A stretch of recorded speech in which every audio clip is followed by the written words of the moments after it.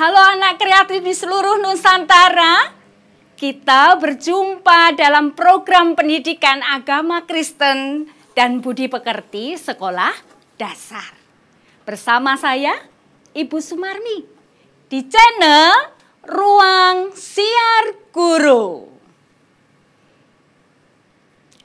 Anak-anak, di masa pandemi ini, mari kita tetap menjaga kesehatan. Dengan apa? Satu, anak-anak harus tetap tinggal di rumah. Yang kedua, anak harus menjaga jarak, jangan berkerumun-kerumun. Yang ketiga, cucilah tanganmu dengan sabun setelah beraktivitas maupun akan beraktivitas dengan air yang mengalir. Atau anak-anak boleh menggunakan hand sanitizer. Dan jika memang harus pergi, jangan lupa menggunakan masker ya. Dan jangan lupa, yang paling penting anak-anak harus tetap bersemangat belajar bersama ayah dan bunda. Anak kreatif, kali ini kita mau belajar pada materi kelas 1 dengan tema Aku dan Keluargaku. Untuk mengawali pelajaran hari ini, baiklah kita akan berdoa terlebih dahulu. Anak-anak duduk sempurna, lipat tangan, tutup mata, tundukkan kepala, kita berdoa. Tuhan Yesus, berkatilah pelajaran hari ini dari awal sampai akhir nanti. Jauhkanlah dari segala mara bahaya. Terima kasih Tuhan Yesus. Amin. Anak Tuhan yang kreatif, mari untuk menyemangati pelajaran hari ini, kita angkat satu pujian dengan judul Ku Cinta Keluarga Tuhan. Dengarkan musik ini ya.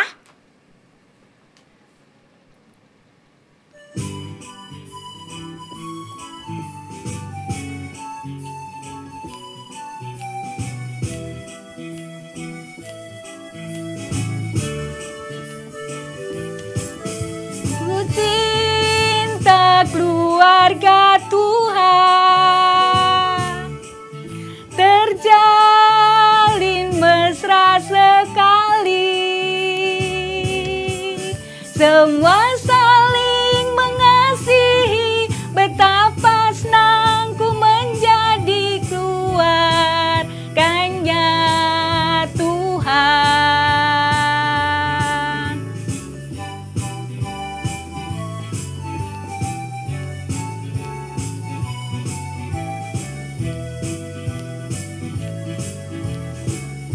Kita ulang sekali lagi. Ku cinta keluarga Tuhan, terjalin mesra sekali, semua saling mengasihi, betapa senangku menjadi keluarganya Tuhan. Anak-anak, marilah kita buka Alkitab kita.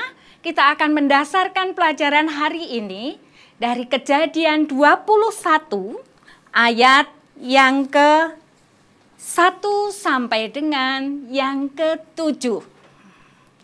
Ibu akan membacakan, kalian bersama ayah atau bunda yang ada membaca bersama, menirukan di rumah. Oke, siap dengan Alkitabnya? Kita mulai dengan pembacaan ini. Iska lahir. Tuhan memperhatikan Sarah seperti yang difirmankannya, dan Tuhan melakukan kepada Sarah seperti yang dijanjikannya. Maka mengandunglah Sarah, lalu ia melahirkan seorang anak laki-laki bagi Abraham dalam masa tuanya. Pada waktu yang telah ditetapkan sesuai dengan firman Allah kepadanya. Abraham menamai anaknya yang baru lahir itu Ishak, yang dilahirkan Sarah baginya. Kemudian Abraham menyunat Ishak, anaknya itu ketika berumur 8 hari, seperti yang diperintahkan Allah kepadanya. Adapun Abraham berumur 100 tahun ketika Ishak anaknya lahir baginya. Berkatalah Sarah, Allah telah membuat aku tertawa. Setiap orang yang mendengarnya akan tertawa karena aku. Lagi katanya, siapakah tadinya yang dapat mengatakan kepada Abraham, Sarah menyusui anak? Namun aku telah melahirkan seorang anak laki-laki baginya pada masa tuanya. Anak-anak yang terkasih dan kreatif, pada saat ini kita ingat cerita di atas tadi, yaitu cerita Bapak Abraham yang di masa tuanya dia diberikan janji Allah, yaitu seorang anak laki-laki. Kalau kita melihat perjanjian, Tuhan itu berjanji nggak akan lupa dengan janjinya. Maka di masa tuanya walaupun sudah berumur 100 tahun, Bapak Abraham tetap diberikan anak perjanjian ini. Kalau kita melihat betapa bahagianya keluarga ini, keluarga Bapak Abraham dan Ibu Sarah itu termasuk keluarga yang taat dan setia kepada Tuhan. Setiap hari sebelum bekerja, mereka selalu berdoa mohon pimpinan Tuhan. Bapak Abraham dan Ibu Sarah bertanggung jawab atas iman anaknya. Mendidik Ishak dengan penuh kasih, sehingga Ishak bertumbuh menjadi besar. Tuhan melindungi Abraham sampai kepada anak cucunya.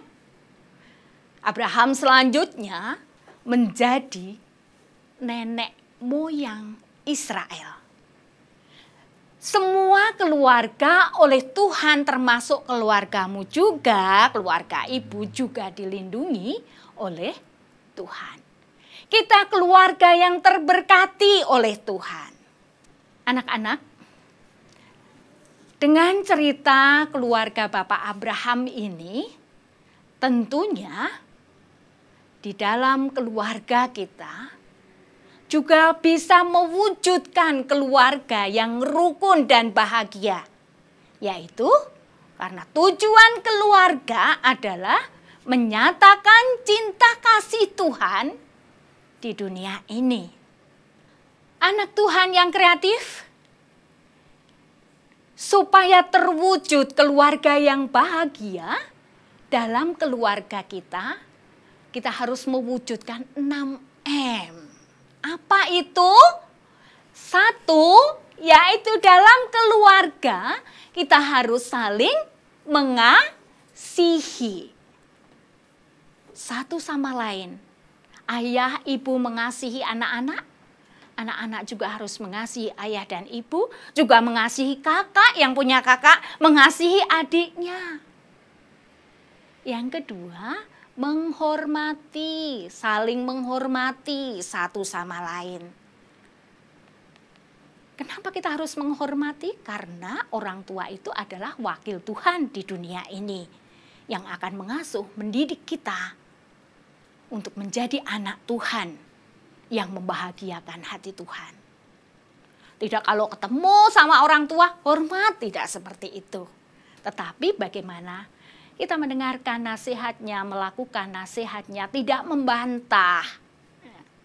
Yang ketiga, kita harus menolong. Di dalam keluarga harus saling tolong menolong karena tidak bisa pekerjaan rumah itu dilakukan oleh seorang ibu saja atau ayah saja. Tetapi anak punya tanggung jawab juga untuk bekerja bersama. Kalau ibu sedang repot, tolong anak-anak bisa membantu ibu. Kalau adik menangis, anak-anak bisa menolong untuk menjaga adik. Bagaimana? Diberi mainan, diajak bermain sehingga tidak menangis. Kalau ibu sedang memasak kekurangan bumbu dan kalian harus membantunya, aku aja Bu yang beliin. Ya, ke warung bisa ya, pintar. Yang keempat adalah menerima. Di mana kita itu saling punya kelemahan. Orang tua juga punya kelemahan. Anak-anak harus bisa menerimanya. Saat kalian meminta untuk jajan, padahal ibu lagi nggak punya uang. Ya bersabarlah, terimalah kekurangan orang tua. Kadang memarahinya karena kita nakal. Ya terimalah itu sebagai didikan. Bukan karena orang tua kita membenci kita. Begitupun orang tua pasti akan menerima segala keberadaan kita. Yang kelima adalah mengampuni. Setiap orang itu pasti punya kelemahan, punya kesalahan. Kalau kita merasa bersalah, segera mintalah maaf kepada orang tua kita atau kepada siapapun, pada kakak maupun kepada adik.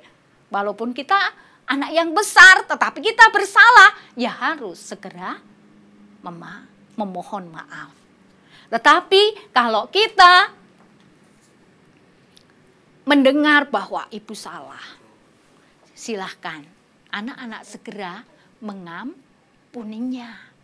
Gak usah meminta, ibu meminta maaf, ayah meminta maaf, kakak minta maaf.